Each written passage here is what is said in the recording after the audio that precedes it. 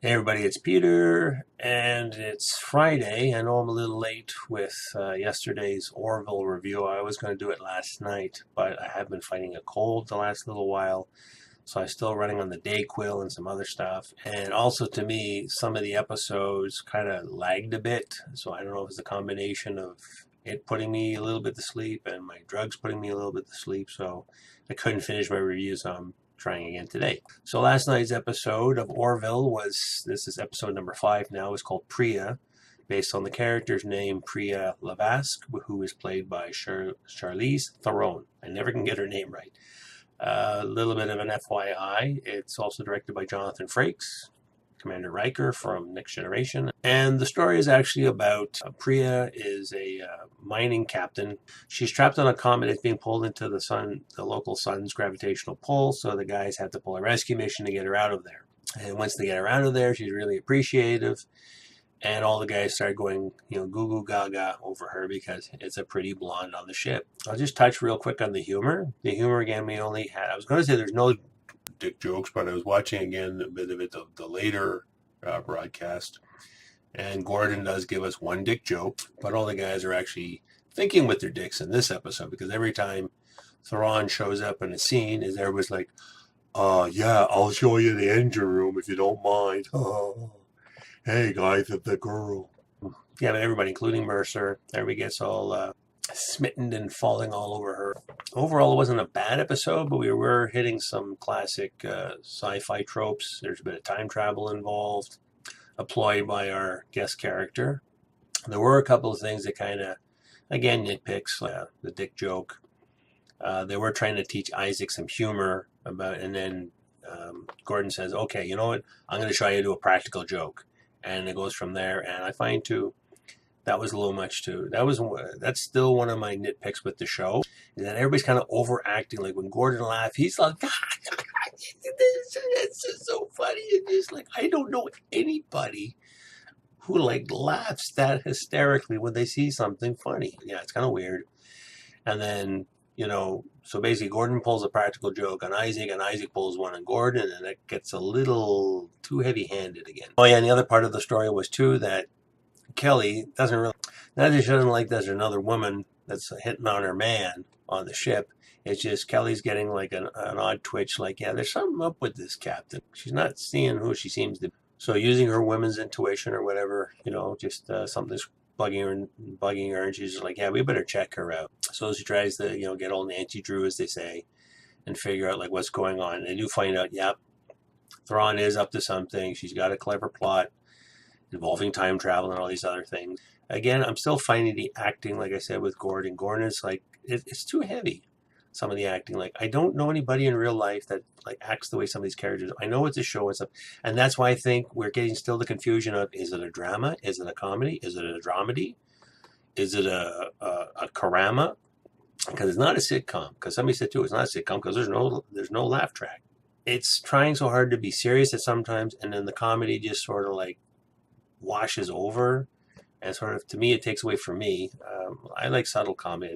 I don't need to have like guffaws and people falling over. And the other thing I don't like either is the way Mercer acts all the time. Like previous episode too, when he's chewing out somebody in his ready room, and he's just like, you know what, and it's like, I've been chewed out. I'm actually ex-military. I've been chewed out. I've been, marched up on the carpet, as they say. I've been up one side, down the other. When you're disciplining your people, you don't go like, it's just like, you know what? You screwed up. Here's why. Here's what we're going to do. I'm going to put a reprimand on your record, and, don't do it again, and you'll have to do extra duties or, whatever the punishment is, but you don't sort of lose it. And also he got a little bit argumentative with Kelly about, you're looking at her sideways. What do you mean? I can do whatever I want. And again, that's what it sounds like to me. Just, yeah, you're going to get upset or something like that, but they're supposed to, we're professionals here. We're professionals on a ship. We're in some kind of quasi-military service. Like, act like grown-ups, not like little 5-year-olds. Oh, no, you suck. No, you suck. You suck more.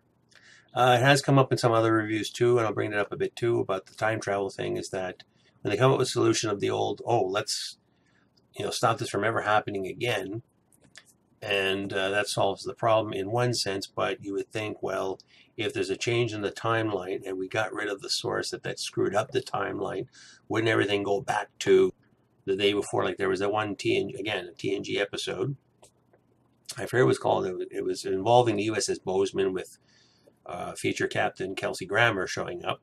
I'll put a little link up here or over here when I found out which episode it was, but it was one where they kept looping the day over 3 times throughout the hour. No causality loops or no some weird paradoxes, that kind of thing, because of we solved the problem of today's episode. So that was kind of weird. The other weird thing too was a couple of Star Wars references where Alara goes, "I got a bad feeling about this." I'm like, what? Isn't that Harrison's Forge line? And there was another thing too where they got into a jam, into what's called a dark matter field that they had to navigate out, that Theron was actually able to help them get out of. My brain clicked over to the asteroid field in Empire Strikes Back all of a sudden, because the way the ship was like navigating through the dark matter kind of asteroid kind of look about it, and we're like, wait a minute. So yeah, that's all I really took away from it.